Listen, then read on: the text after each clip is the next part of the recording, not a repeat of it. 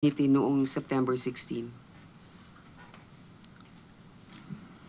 Your Honor, Madam Chair, hindi po ako nakadalo nung mga panahon na yon dahil yung ang iniisip ko pong dadaluhan na hearing ay yung sa isang hearing din ng Senado na which is chaired by other sa ibang committee po. At dumating po yung information sa amin nung hapon na yon na umattend kami dito and I was thinking na at meron po tayong mga ibang mga ginagawa that time, Your Honor, na which also of public interest. General, pasensya na po. Ano po yung ginagawa ninyo nung mga araw na yun? Kasi po, pinadala po namin yung invitation September 8. Ngayon po, hanggang po dun sa araw bago yung hearing, meron pong konfirmasyon mula sa inyong tanggapan. Ngayon po kasi, kayo na po mismo nagsabi na maraming kailangan gawin sa PNP. So, isa po yan, yung aming mga batas na sinusulong, para sa aming pananaw, napakaganda po, modernization, pero syempre, kailangan namin ang inyong input dahil kayo yung pinaka-namumuno ng PNP. So, ano po yung dahilan? Dahil kung ibang komite po ang iniisip ninyo, sa inyong kaalaman naman po, ang talagang nag-aalaga sa kapakanan ng PNP ay ang public order and dangerous drugs. Hindi po ibang komite ninyo. Ito po ang komite ninyo at hindi na po yung iba. Ngayon, kung sasabihin naman ninyo ibang komite, sabihin na ninyo yung Committee on Finance dahil mahalaga rin ang budget, mas pinili pa po ninyo mga ibang bansa kesa dumalo sa hearing na yon na ang pinag-aaralan sa hearing na yon ay kung makatarungan ba ang budget na inilaan sa inyo, kung kulang ba at pwede namin dagdagan. Yung Senate hearing po ng DILG nung nakaraang linggo kung saan po ang PNP ay napapailalim. Wala pong representative ang inyong hanay kundi yung pinadala ninyo dahil kayo po ay nasa Bogota, Colombia kung hindi ako nagkakamali. Tama po ba? Tama po, Madam Chair. Yung biyahe po na yon ay naka-schedule na po, matagal na po na naka-schedule. At ito po ay tungkol po sa leadership consultation on anti-kidnapping and anti-extortion. Anong pinapag-aralan po natin doon, Your Honor, ay yung kung bakit yung bansa, kagaya ng Colombia, ay nagsimula from 3,500 na kidnappings, ay naibababa na po nila ngayon sa mga halos 200 na lang po na lamang sa isang taon. Tama po kayo dyan. Magandang ehemplo nga sa pagkakataon na yun yung Colombia. Pero sa tingin ko po, yung budget at yung kailangan ninyong gawin dito sa ating bayan, mas nangingibabaw. Kahit na nakaschedule po yun, pwedeng doon po kayo nagpadala ng representative. Pero siguro call na po ninyo yan. Pero normally po, sa budget hearing, pag wala yung namumuno ng ahensya, hindi po pinapasa yung budget eh. Pero dahil nga nandun naman si Secretary Mar, siguro yan ang iniisip ninyo. Pero kailangan kasi maramdaman din ng inyong mga nasasakop na ipinaglalaban din ninyo kung anong kailangan nila. Kaya nga hinanap namin kayo. Kaya sa pagkakataon ngayon, gusto ko mga malaman din sa inyo, ano ba itong mga sinasabi ninyong may mga nasasagasaan siguro kayo, kaya kayo nagigipit ngayon?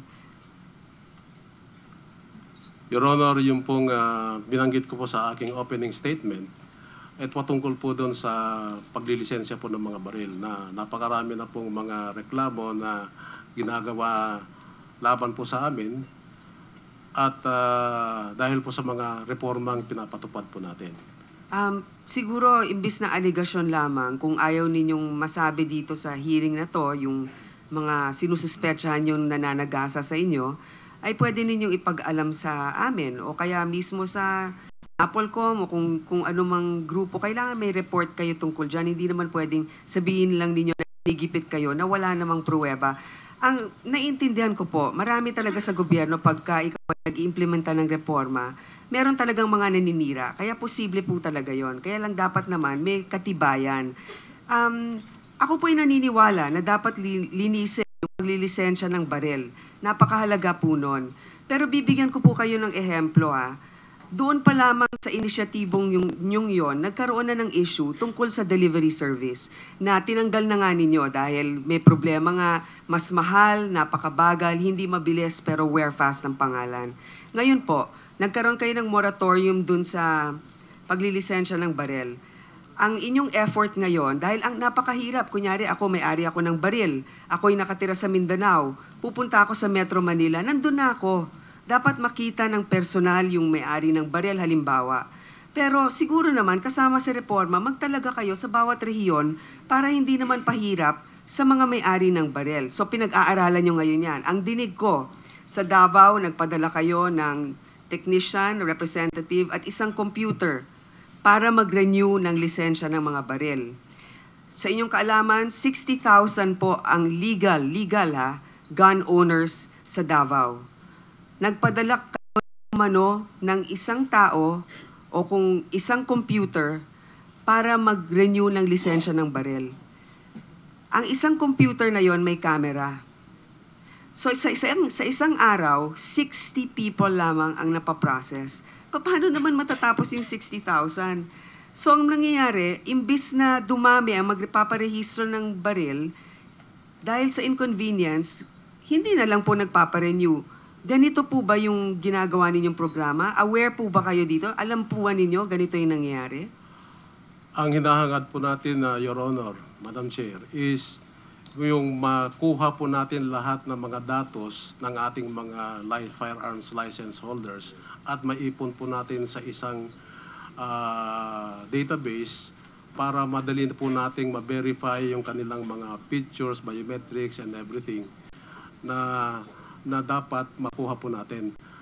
Sa gayon po, Madam Chair, meron po tayong mga binubuo na mga regional units ng firearms and securities na sa kasalukuyan nating binibigyan ng mga equipment na computers para makapag-process na po sila.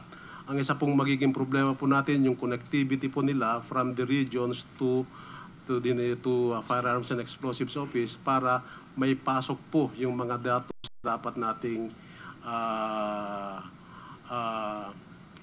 makuha. Kung atin pong titingnan kasi itong nakaraan, Madam Chair, yung mga katiwalian na nangyari po noon, kalimitan po ay na nangyayari po sa region. Meron pong kasabihan nung araw, Your Honor, if you want to register a loose firearm,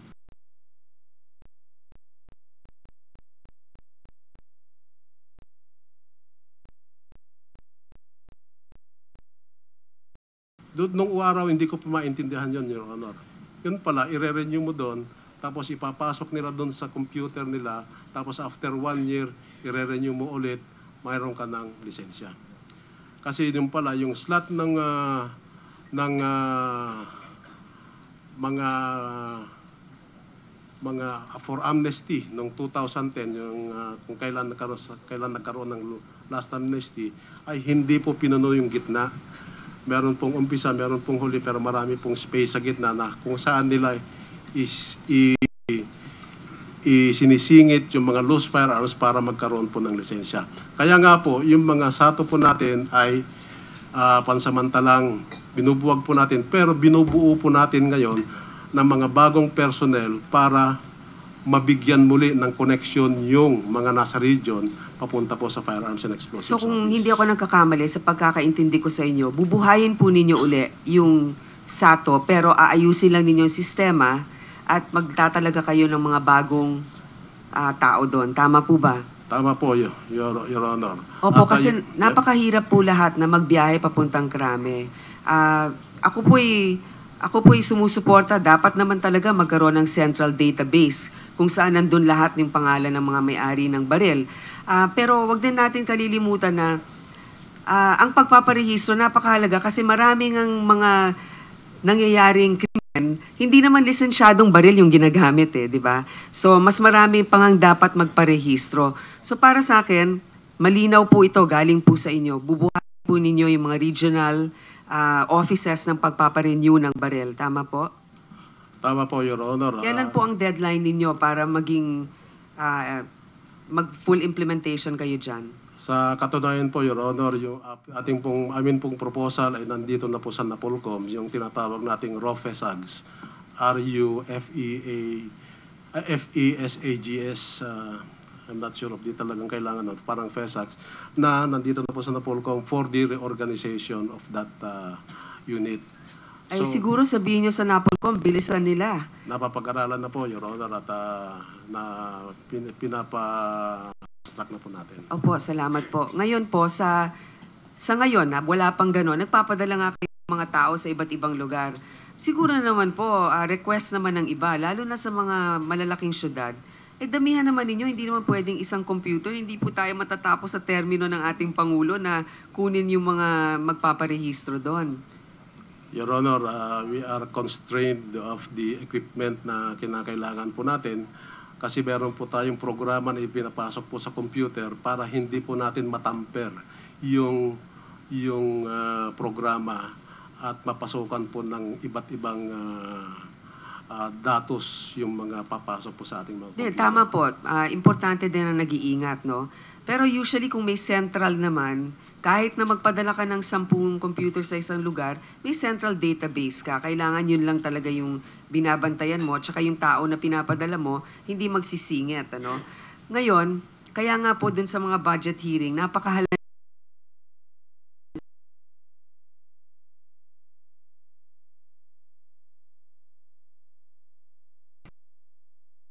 dahil kayo nga sabi ninyo napapagbalingan ng masama dahil nga dito sa mga reformang binibigay ninyo, sabihin niyo sa amin paano namin kayo mapapalakas. Ngayon, bago ko ituloy-tuloy pa yung mga ibang tanong, General Purisima, bigyan natin siguro kung may si Senator Serge o kaya Senator Soto kung may follow-up question bago tayo pumunta kay Ms. Teresita Angsi para magbigay ng open statement or kay Mr. Kakwen Chua? Sirs? So, bago po, wala pong tanong ngayon. So, pwede po ba natin matanong si Architect Kakwen Chua? Magbigay po ng maikling salaysay tungkol sa kanyang presensya ngayong araw. To the Chairman of the Senate Committee on Public Order and Illegal Drugs, the Honorable Grace Poe, and to the other members of the committee, this representation in behalf of the Movement for the Restoration of Peace and Order would like to express our heartfelt gratitude for allowing us to take part in this discussion of the bills aimed at improving our national police and the other Senate resolutions calling the attention of the government on the rise of